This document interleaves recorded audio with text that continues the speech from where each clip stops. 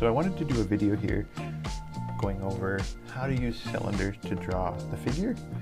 So I've pulled up this reference photo from lineofaction.com, and the photo is by Flash Studio. So we've got this guy and he's going to chop some wood, and our wood is kind of like a cylinder here, so that works out. Okay, I'm going to start with my gesture here, and so I'm first thinking about placement, where I'm going to be on the page, and I'm trying to think about the overall pose. Now, this curved line, why did I curve this line? Is he curving?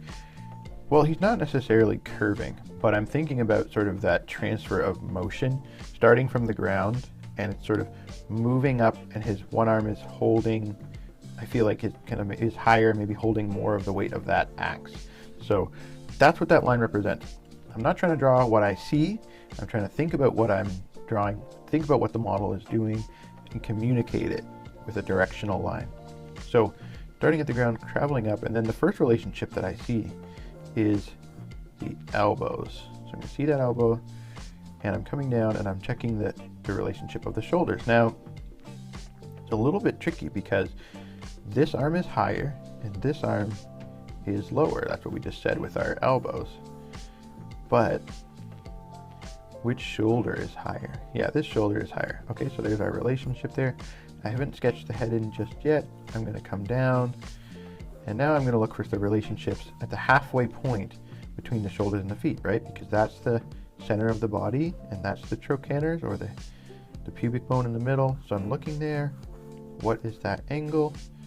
Coming down into the knees, feeling the knees. Okay, in the knees, coming across. And again, what's the angle? What's the perspective? Drawing from one side to the other, thinking about the pose. All right, and then this leg is coming down and anchoring kind of under the whole pose. So I might drop a center line in there just to feel where that is. And now an important thing for the perspective is to make sure that your feet don't line up. So this foot is in front of this. This leg is in front of the other one, maybe not so much, but just imagine a grid, right? Coming towards you in perspective. One foot's closer than the other. Okay, so coming up, feeling, now I'm gonna get a general placement of the hips, the pelvis, feeling through, getting a feeling for the rib cage, and then maybe dropping in the head. And again, I'm trying to really think about what he's doing, not what he looks like. So his head is on an angle.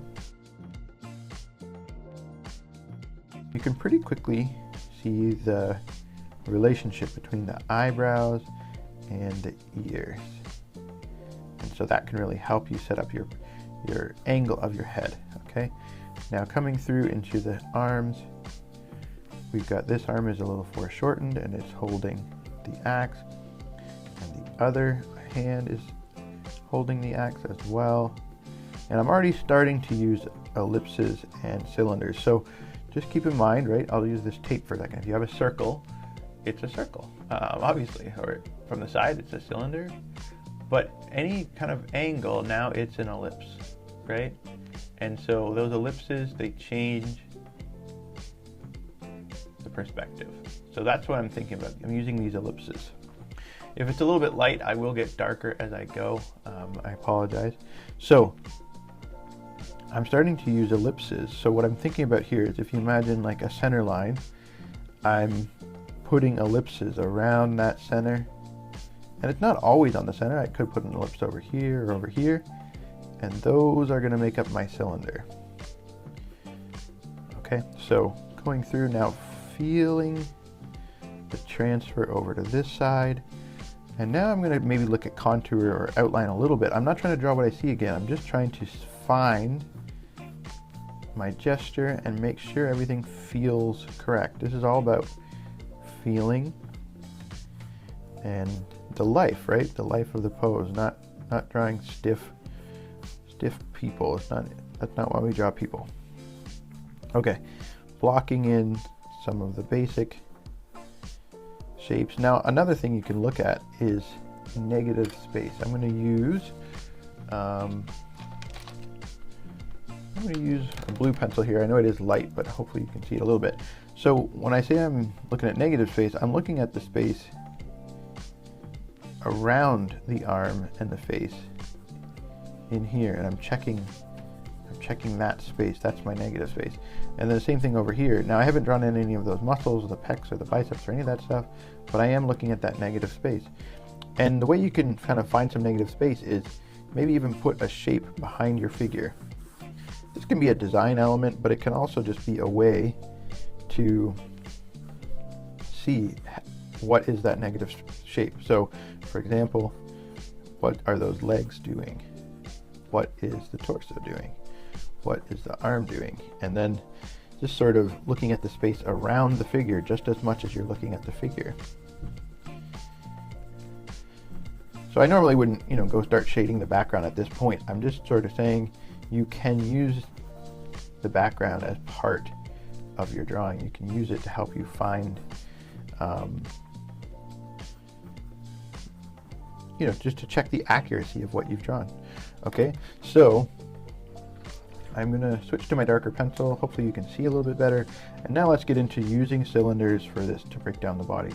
So I still want to do this in a, what's most important. So like working my way in from most important to least important. So, our spine is anchored in our pelvis. I'm not saying you always have to start in the pelvis, but I'm going to start with the pelvis. Okay, and so I'm thinking about that ellipse. Now that underwear does help. And I'm drawing down, and I'm thinking about, if the legs weren't there, if I was just looking at a roll of tape or something that's roughly the height of one head, what would the angle of that cylinder be? So roughly the height of one head. Okay, now about a fist in between. Now he is stretching up, so it might be more. I'm looking for that rib cage, and I'm looking for, it's a little bit like math, or I know art and math, a lot of times people don't want to think about how they're related, but if you imagine, solving for one side of an equation by using the information you have. So for example, having these four corners, we can figure out that that's a box, right? Well, that's the same idea what I'm doing with the rib cage. I'm looking for, okay, I can see this corner where the rib cage is poking out of the skin. I can maybe see this corner where the rib cage is poking out of the skin. And I can see the pit of the neck where the clavicles are, okay? And so with practice, you can then say, okay, that is where the rib cage is. So I'm using corners as a way to find that rib cage. But for what I'm doing today, I want to talk about just using cylinders. So I'm just going to simplify that rib cage. Most important thing here is thinking about, can you see into that rib cage? Would you be able to see under it or over it? And a lot of times you might be able to see both, but you just have to make a choice to clarify your pose and think about that angle. So in this case, if his pecs weren't covering it, you might be able to see some of the top of the rib cage. But I'm gonna commit to saying that we can see the bottom of the rib cage. Okay, and I'm going to say we can see the top of the pelvis. Now, what that also kind of means, you have to think a little bit about where is your horizon line. The horizon line is the camera, or the eye level of the artist, and so you always want to ask what's above you, what's below you. So an easy indicator here is the cylinder on the ground, that wood block is, I drew it a little bit too high, is definitely below us, right? We can see down into it. So the horizon is definitely above that. Is there anything we can't really see down into? I mean, we can see a little bit of the top of the arm, but that's the angle. So just keep in mind, if your horizon is here, as things get close to that horizon, they're going to look flat. And as they get away, they're going to look more and more open. Same on the bottom. So I'm going to say that I think our horizon's somewhere in the middle here. And now, okay, moving on. So keep in mind that his head is sort of in front of the rib cage. Like if you're looking at him from the side, or looking at, most people most of the time, if this is the side of the head, their head is actually hanging over sort of in front of the rib cage. So it's not behind the rib cage, if you know what I mean. So I'm looking at that, I'm looking at the angle, and I'm just thinking about cylinders. Okay, so I'm looking at the top of that cylinder, trying to get that angle there. All right, and then I'm looking at the eyebrows. Now eyebrows can move, it's just the general idea of where the eyebrows are. To the ears, something like that maybe. Okay, now what I like to do, I think I mentioned this in the last video, is that that Charles Eames thing about watching out for connections, where two things connect. That's tricky. So I like to leave space in between my limbs. So I'm not really getting in there and explaining the elbow with cylinders at this moment. I'm letting it breathe. Okay, and then it clarifies the ellipse. If you have, if you try to join them and like the connections, the ellipses are gonna be harder to understand because you're gonna have stuff in front of them. So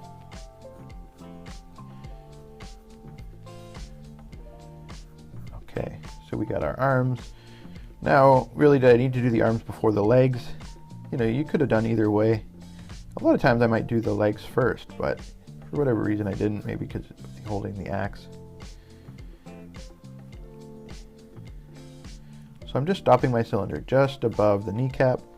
Now just be careful when you draw your leg that you don't draw, your upper leg, your thigh like this, and then your shin right below it, because that's not how it works.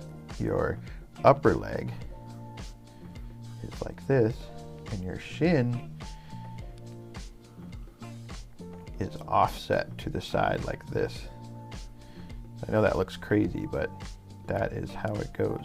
It is quite the offset. So not straight, but there's a curve. So I'm going to come over.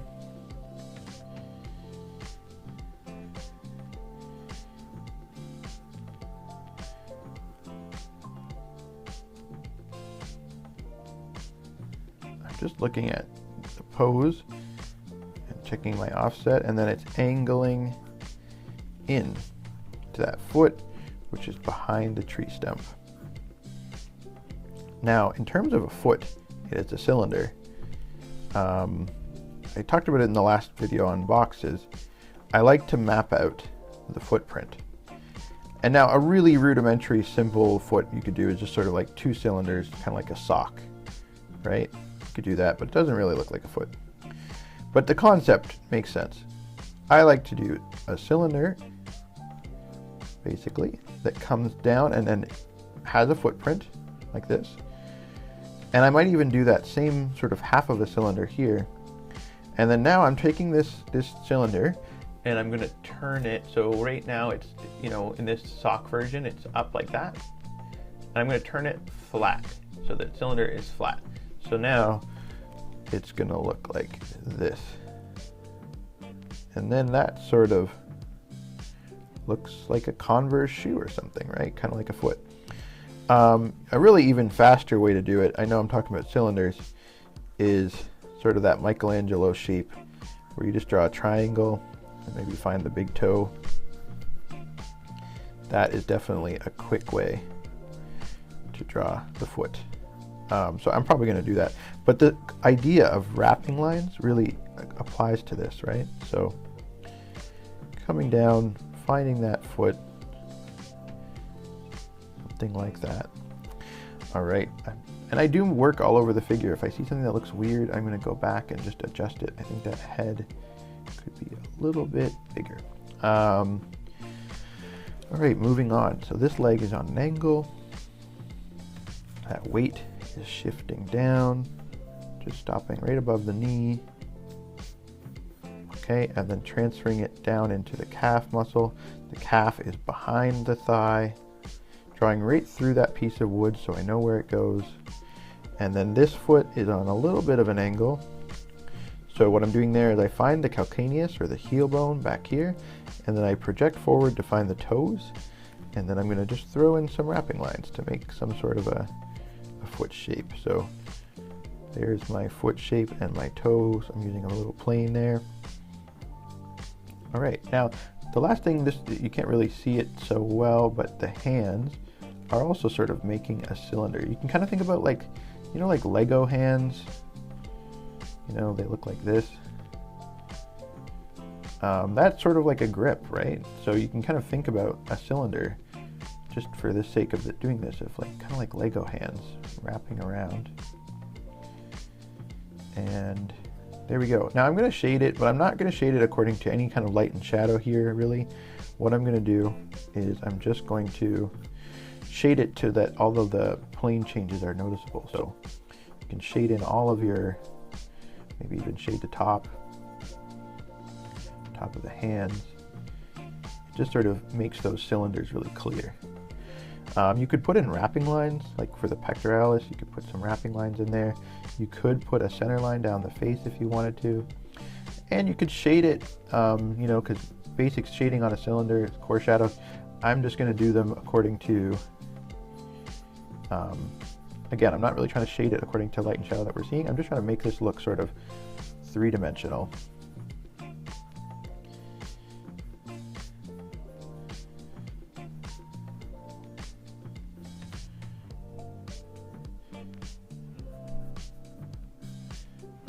Put one core shadow sort of down the side here. Again, I'm going to shade in those tops. Maybe I'll even shade in the top of our wood stump again, just to make it look clear.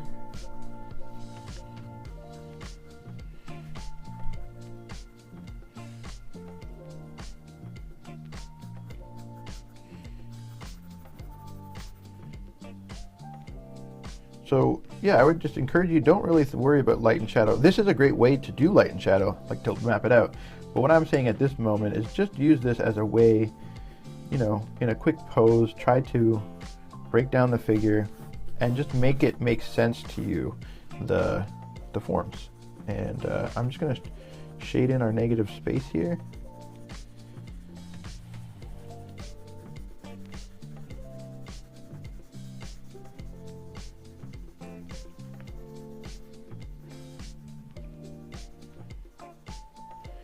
I'm going to drop that box over a little bit onto this side just to bring it out a bit. And sure, maybe I'll even sketch in a little bit of that grid. The grid I was talking about before just helps to place the figure on the ground. All right, there you have it. That's my quick little cylinder demo. It's a great way to practice. Can work for practicing drawing the figure from imagination too. And the next thing I'll try to do a video on is, you know, the next step, which is taking these cylinders and the boxes, combining them together, and then you're kind of getting some pretty dynamic forms. So thanks very much for watching, and maybe I'll see you guys in class. All right, bye.